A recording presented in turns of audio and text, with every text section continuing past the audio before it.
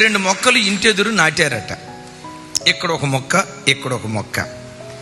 నాటిన మొక్కలు 2 పెరుగుతూ ఉంటే ఒక ఆయన ఏం చేశాడంటే ఒక మొక్క చుట్టూతో ఫెన్సింగ్ వేసాడట. ఫెన్సింగ్ అదే రౌండ్ ఫెన్సింగ్ ఉంటుంది కదా, ఇనప సొవ్వలతో రౌండ్ ఫెన్సింగ్ ఉంటుంది కదా, దీని చుట్టూతో రౌండ్ ఫెన్సింగ్ ఇనప సొవ్వలతో ఫెన్సింగ్ వేసాడట.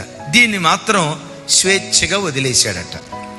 స్వేచ్ఛగా వదిలేసిన ఈ చిన్న మొక్క చుట్టూతో ఉన్న ఫెన్సింగ్ ఉన్న మొక్కను చూసి ఎగతాళి చేస్తుందట. చూడే ఈ గాలికి ఎంత హాయిగా స్వేచ్ఛావాయువులు పీల్చుకుంటూ ప్రకృతి అందాలను ఆస్వాదిస్తూ ఇటు కావాలంటే ఇటు తిరుగుతున్నా, అటు కావాలంటే అటు తిరుగుతున్నా, ముందుకంటే ముందుకి తాగుబోతుడు తూలినట్లుగా ముందుకి వెనక్కి. నీ బతుకు చూడు, నీ చుట్టూత కంచె, నీ చుట్టూత కంచె. ఇటన్నావా ముళ్ళుగుచ్చుకుంటుంది, అటన్నావా ముళ్ళుగుచ్చుకుంటుంది, ఎదురెళ్ళేవా ముళ్ళుగుచ్చుకుంటుంది, ఇటన్నావా ముళ్ళుగుచ్చుకుంటుంది. చూడు నీ బ్రతుకంతా చుట్టూత ముళ్ళు.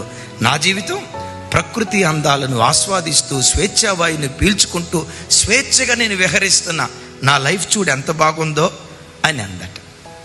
ఈ మొక్క అందట, పిచ్చిదనా, నా చుట్టూత ఫెన్సింగ్ ఉంది అనుకుంటున్నావా? ఇది నాకు భద్రత, నాకు కాపుదల, నాకు సంరక్షణ, నా ఎదుగుదలకు ఈ చుట్టూతో ఉన్న ఫెన్సింగే దీనికి కారణం.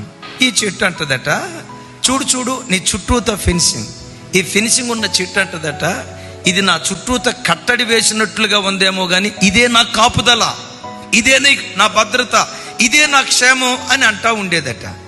ఒకరోజు దారి తప్పి మేకలు వచ్చాయి. మేకలు రావటం ఈ ఫెన్సింగ్ ఉన్న చెట్టు దగ్గరికి రాబోయాయి. ఫెన్సింగ్ ఉన్న చెట్టు దగ్గరికి రాబోయి మూతి అట్లా ముందుగానే లోపు ఉంటుంది కదా ముళ్ళు, గుచ్చి వదిలిపెట్టింది. పగటిపోటే దానికి సొక్కలు కనపడ్డాయి. అమ్మో, దీంతో మన వల్ల కాదని చెప్పి ఇప్పుడు ఎక్కడికి వెళ్ళింది? స్వేచ్ఛావాయువులు పీల్చుకుంటూ విహరిస్తూ ఉందే, ప్రకృతి అందాలను ఆస్వాదిస్తూ విహరిస్తూ ఉందే, ఆ మొక్క దగ్గరికి వెళ్ళిందని. చిగుర్లు దింపింది, ఆకులు దింపింది, కొమ్మలు దింపింది. 1 నిమిషం తర్వాత ఆ మొక్క కాస్త హానోకు మాయమైనట్టు మాయమైపోయింది. ఎందుకు చెప్పండి? ఎప్పుడు బిడ్డలారా, నీ చుట్టూతో ఒక సంరక్షణ, నీ చుట్టూతో ఒక కాపుదల. ఎప్పుడు నిన్ను కావలి కాసే కావలి వారిని ఎప్పుడు పోగొట్టుకోవద్దు.